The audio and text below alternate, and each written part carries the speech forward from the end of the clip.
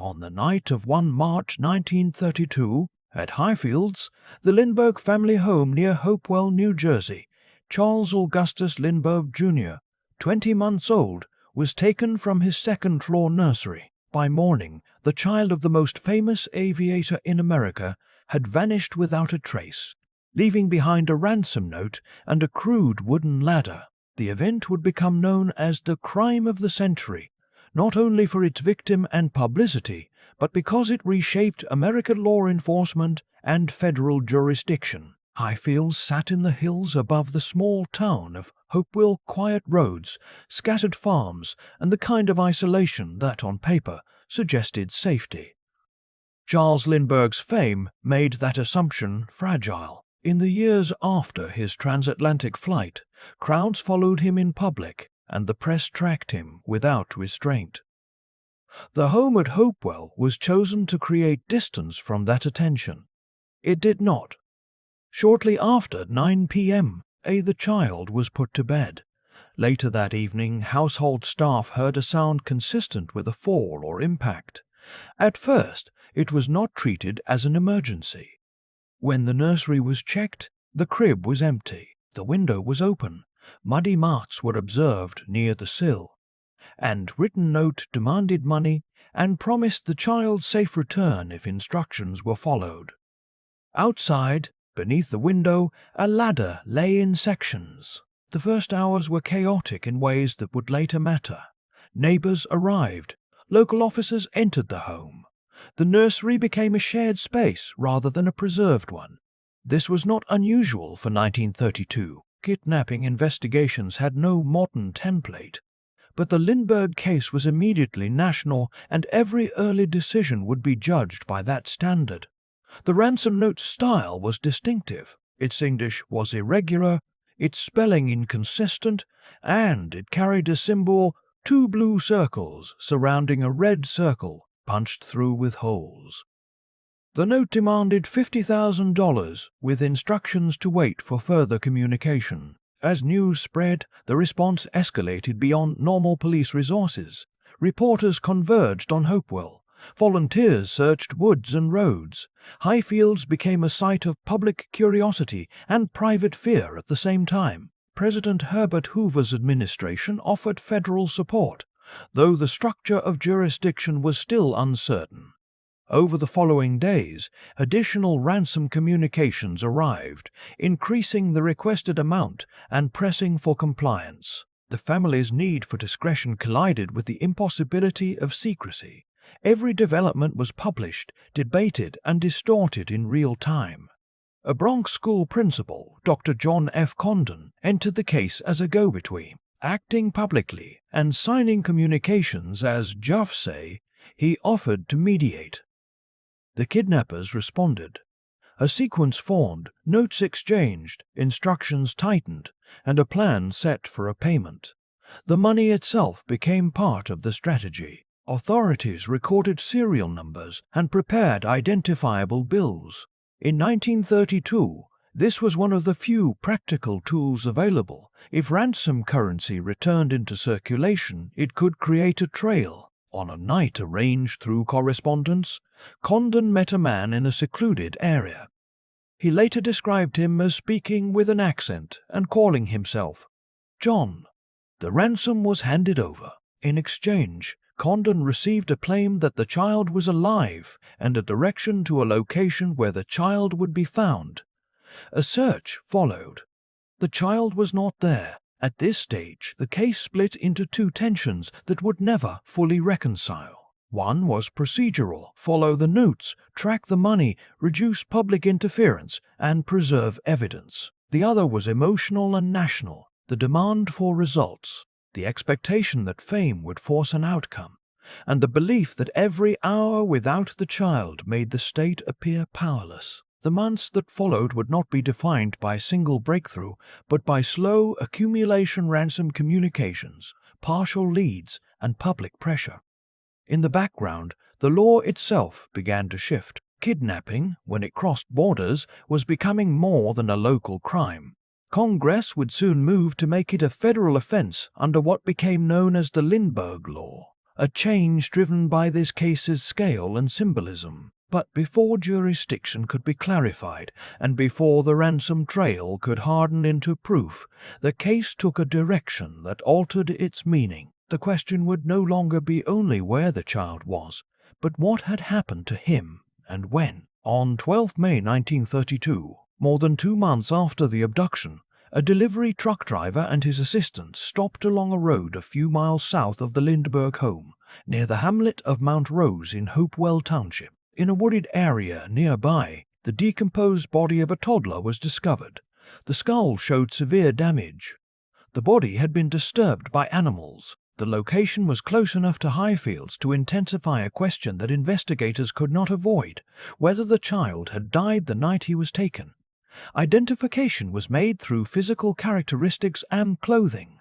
The investigation shifted immediately from kidnapping for ransom to murder. The ransom communications, once treated as leverage, now read as misdirection. The payment had not been a rescue, it had become evidence. The ladder, found under the nursery window, returned to the center of the case. It was a homemade device, built to reach the second-floor window. Investigators examined tool marks and wood composition. The method suggested planning rather than impulse, yet it also suggested risk. A ladder assembled in sections, used at night, placed against an occupied home. The ransom notes were preserved and studied. Their irregular spelling and phrasing suggested a writer not fully fluent in English. The symbol on the notes indicated a system for authentication, implying either a single consistent author or a group operating with discipline. After the body was found, the practical objective became tracing the money. Serial numbers were known. Banks and businesses were alerted. In the early 1930s, large-scale cash tracking was laborious. It depended on human recognition, routine reporting, and patience. Over time, ransom bills began to surface. Investigators logged sightings and mapped usage patterns. This was not dramatic work. It was cumulative, built from ordinary transactions. A bill spent at a store, exchanged at a bank, passed between hands. Each appearance was a signal that someone connected to the ransom had returned to normal life. Public pressure remained constant. The Lindbergh name drew tourists and opportunists. False leads flooded authorities. Individuals claimed to have seen the child, to know the kidnappers, to possess inside knowledge. In a less famous case, such noise might have been manageable. Here, it threatened to overwhelm the investigation's slow logic. At the federal level, the case accelerated legislative action. On 22 June 1932, Congress passed the Federal Kidnapping Act, widely called the Lindbergh Law, making kidnapping across state lines a federal crime and expanding federal enforcement capacity. The law could not be applied retroactively to punish this specific crime, but it reshaped the national response to kidnappings going forward. 2 years passed before the ransom trail produced a definitive break. On 15 September 1934, at a transaction involving a $10 gold certificate, a form of currency increasingly scrutinized, its serial number matched the ransom list. A license plate number was recorded on the bill's margin by an alert attendant. The car led investigators to Bruno Richard Hauptmann, a German immigrant living in the Bronx. Hauptmann was arrested. A search of his property produced a large quantity of ransom money reported in contemporary accounts, and later summaries as thousands of dollars hidden in his garage. Investigators also examined handwriting samples, tools, and lumber. The emerging case would be circumstantial in structure, but dense in components, money, writing, materials, and behavior after the crime. Hauptmann denied involvement. He offered explanations for the money that placed responsibility on a deceased associate. He disputed authorship of the ransom notes. The dispute set the terms for what would come. Not a simple question of identification, but an argument about inference. How much evidence, none of it a confession, could justify certainty? By late 1934, the story had shifted again. The kidnapping no longer belonged primarily to the rural landscape of Hopewell. It belonged to court preparation and national expectation. The case's public character was now fixed. It would not be remembered only for what happened to the child, but for whether the state could prove through documents, tools, and currency that one man was responsible. The trial of Bruno Richard Hauptmann began on 3 January 1935 in Flemington, New Jersey, and lasted roughly 5 weeks. It drew extraordinary media attention, shaping an atmosphere in which legal procedure and public spectacle ran side by side. The state's case was not built on a single witness to the kidnapping. It was built on a chain: ransom money traced to the defendant, handwriting analysis linking him to the notes, and physical comparisons tying materials from his home to the ladder used at Highfields. Prosecutors presented the ransom notes as a signature. Experts compared their handwriting and phrasing to samples attributed to Hauptmann. They pointed to spelling patterns and letter formation. In an era before modern forensic linguistics, this testimony relied heavily on expert authority and juror interpretation. The ransom money was treated as the trial's central anchor. Investigators testified to the recovery of a substantial amount of marked currency from Hauptmann's property. The logic was direct. Whoever possessed the ransom proceeds was linked to the crime's core transaction. The defense challenged that logic by offering an alternate source for the money and attacking the certainty of possession as proof of murder. The latter evidence formed the trial's physical spine. The ladder had been constructed from multiple wooden sections. Investigators and experts argued that tool marks on the ladder matched tools owned by Hauptmann. They also argued that wood used in the ladder matched wood from Hauptmann's attic down to grain patterns and missing boards. This was presented as material continuity, a ladder made from his home, used at the crime. The prosecution also introduced evidence related to Dr. Condon, the intermediary. According to the FBI summary, Condon's telephone number and address were found written inside a closet in Hauptmann's residence, implying contact beyond coincidence. That detail mattered because the ransom exchange depended on instructions and access knowledge that, if placed inside Hauptmann's home, reinforced the state's narrative of direct involvement. The defense strategy focused on dismantling certainty.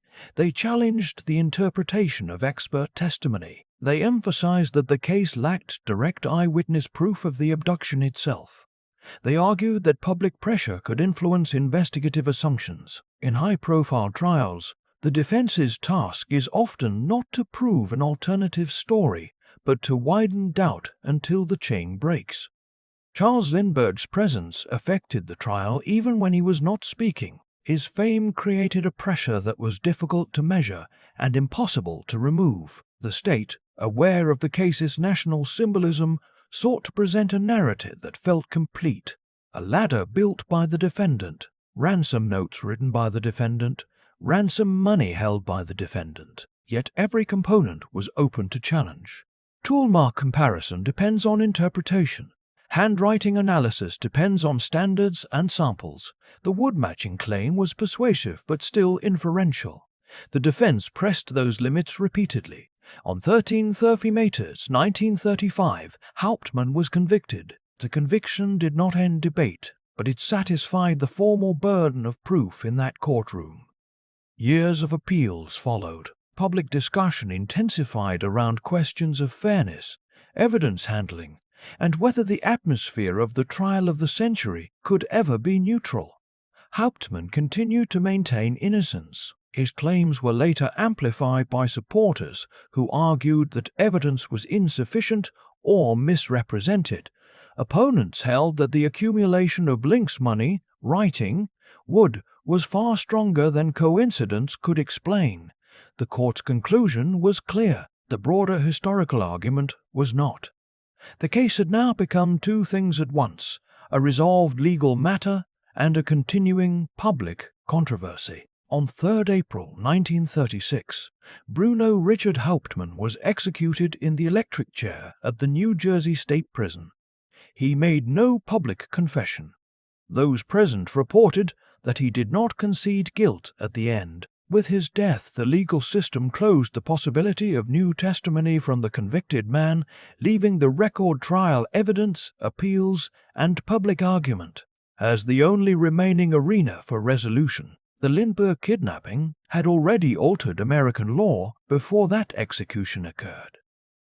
The Federal Kidnapping Act of 1932 expanded national jurisdiction over kidnappings crossing state lines, enabling federal agencies to intervene where local boundaries had previously limited enforcement. The case thus became a legislative turning point. One child's abduction accelerated a shift toward federal responsibility for certain crimes.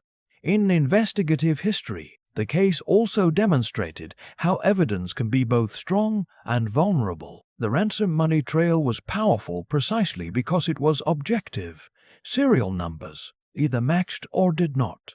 Yet even that objectivity depended on proper documentation and credible testimony about discovery and custody. The latter evidence was persuasive because it connected crime scene method to a physical source, but it relied on expert interpretation and acceptance of comparative analysis standards available at the time. The case remains debated because it is structurally suited to debate. It contains elements that appear conclusive: large amounts of ransom money found with the defendant, the would-match claim handwriting comparisons, and elements that create space for critique: the influence of extraordinary publicity, the limitations of 1930s forensic methods, and the fact that the crime's most decisive moment, the abduction itself, was not witnessed by an independent observer in a way that eliminated ambiguity. For the Lindbergh family, the public meaning of the case and the private loss could not be separated. The child's death turned the ransom correspondence into a prolonged deception, and it left the family's fame permanently linked to the most intimate violation possible. In historical record, the family's grief became a national narrative. In practice, it remained a personal one. The location near Hopewell also became symbolic. The body was found only a short distance from Highfields, close enough to suggest that the kidnapping may have ended almost immediately, whether by accident during removal or by violence as part of the plan. That proximity has shaped many later interpretations, because it narrows the geography while widening the question of intent. After Hauptmann's execution, his widow maintained his innocence, and a long lineage of books and investigations emerged, some defending the verdict, others challenging it. The case became a template for how high-profile prosecutions live beyond their official ending. Transcripts, archived, exhibits, debated, and reputations of investigators, experts, and institutions, reassessed by later generations. The enduring controversy also reveals something about modern expectations. People often want a single, decisive mechanism that converts evidence into certainty. Real cases rarely provide that. They provide competing interpretations of a fixed record. In the Lindbergh kidnapping, the record is substantial, but not immune to dispute. Because the most persuasive elements are inferential, they point toward a conclusion without offering a final, uncontested moment of proof. What remains historically undeniable is the case's impact. It accelerated federal involvement in kidnapping investigations. It demonstrated the power and danger of mass media attention around a prosecution. It created investigative practices centered on tracing money and documenting chains of custody. And it established in public memory a standard for national panic and expectation that when a famous child disappears, the entire country becomes a participant. The Lindbergh kidnapping began as a single household crisis in rural New Jersey. It ended as a national event that altered law, policing, and the public's relationship to crime itself. The verdict and execution offered closure in legal terms, but the debate persisted because the case sits where many historical prosecutions sit, between what can be proven in court and what people continue to question afterward. In that gap between record and interpretation, the Lindbergh case continues to function as more than a tragedy. It stands as an early example of modern criminal history, where fame amplifies harm, evidence becomes public property, and certainty is demanded even when the record is built from inference rather than eyewitness clarity.